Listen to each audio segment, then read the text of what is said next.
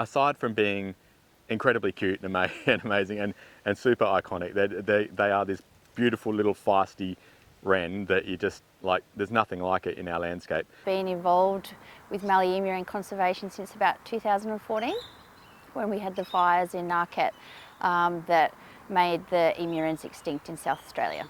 The intent of the project was to explore the husbandry of the species in an ex situ situation, so within a zoo or zoo setting. They're a very small little bird, 5 grams, with this big long tail that looks a bit like an emu feather, and that's why they're called the Mallee Emu-wren. They live almost exclusively inside these hummocks of Trodia or spinifex, where they hunt insects and feed on insects, and so they're well adapted to sort of move through this really thick vegetation. They're a Mallee specialist in that, yeah, and they're a beautiful little bird and very, very challenging bird to see. So birders like to try and find Mallee emu-wrens, but yeah, they're a challenge. And that means that they're a challenge for us to try and do research. And that was another reason to bring them into captivity.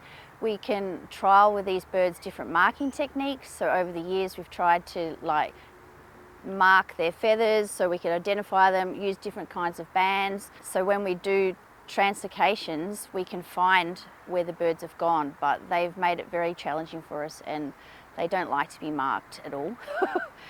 We have got a new banding system that looks like it's working for these birds that we just released, so it's nice to be able to see who each bird is when we see them in the wild. We brought rufous-crowned emu-wrens into captivity in 2016, I think it was, and with the idea of learning about Mallee emu-wrens because they hadn't been held in captivity. We didn't know if we could keep them alive, we didn't know how to feed them. Our husbandry practices were honed on that species, and then in 2023, October, we finally brought in the Mallee emu-wrens, and all of that experience and time and effort had gone into the rufous crowns, paid off when we had our first successful breeding of the Mallee emu-wrens in the summer of 2023-24. The captive birds are part of a bigger picture of re-establishing a population in South Australia or another one in Victoria to try and spread the risk of fire, because we only have the birds in Hattah and Murray Sunset National Park with a small population in Waipufeld. So we really only have like 3 subpopulations, so we would like to have another 1 or 2 populations of birds to protect them from fire. A really good outcome of this captive breeding program here at Monarto Safari Park has been the fact that they have had such good success with breeding in captivity that we've got to this champagne problem where we've got too many birds in captivity in our housing structure, and so we were all talking together as a collaborative group to try and work out how do we manage this going forward, what can we do in the short term. And I'd actually been out surveying various parts of our landscape in the Murraylands to look for potential sites for future wild-to-wild translocations, and I stumbled across some parcels where I really saw an opportunity for small-scale releases to test some of our assumptions and tools for translocations in general. Effectively, the release is the first step forward in establishing populations within South Australia.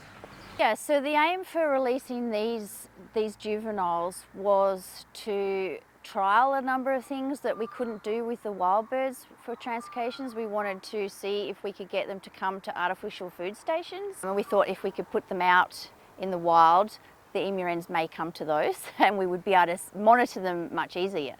It didn't turn out that they didn't want a bar of any of that food. There was just so many insects out there, they ignored the feed stations completely. We were doing a lot of work to try and identify potential sites for wild-to-wild translocations, and when we stumbled across this site that we thought would be useful for this captive-to-wild trial, there are a couple of conditions that we have to try and meet and or exceed for emu-wrens. So one is obviously we need them to have the right type of habitat. So this is this Mallee Trodia community. It's quite dense at or below 1 metre sort of height, and we need it to be sort of a relatively suitable fire age, that is post a previous fire, and that sort of is anywhere between 10 and 30 years post-fire. And this site is around 15 years post-fire. So it's in quite a young post-fire age, but it's just a perfect condition.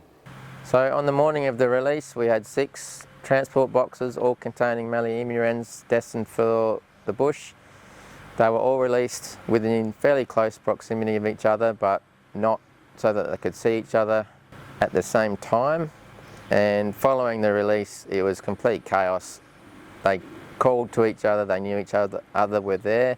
Shortly after that, they just split into the bush and took on their natural behaviours that we were really hoping they would, making it very difficult for us to observe them from that point forward.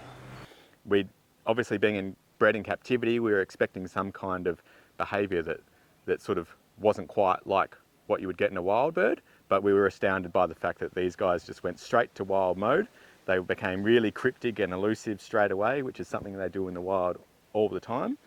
And it was a really good sign for us. It was a really good indication that we've picked a good habitat, good conditions, that they instantly went to wild mode despite being largely captive born and bred. So yeah, really, really, really good outcomes there. And certainly good indications for future incorporation of captive birds into translocations. You know, they showed predator avoidance behaviour straight away. If they saw butcher birds, they would alarm call and they'd drop in the trodia. And if they'd see us, they would quickly hide.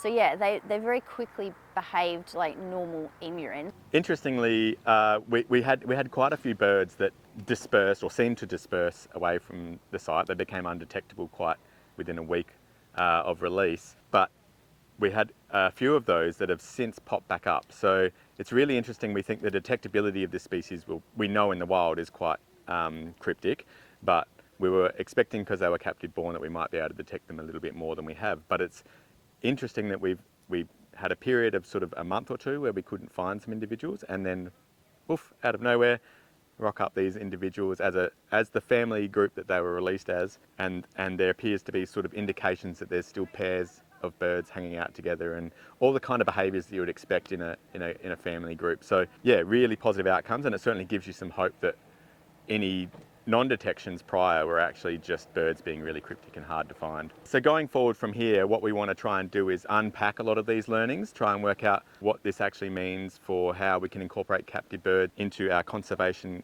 outcomes. In the short term, this will likely result in sort of incorporating captive birds in wild-to-wild translocations, so supplementing those wild birds with some captive birds that have been bred and seeing how they all fare. We can monitor to sort of either through colour bands or through genetics to sort of trying to determine how well those captive birds fare in the long term in any releases compared to wild caught birds.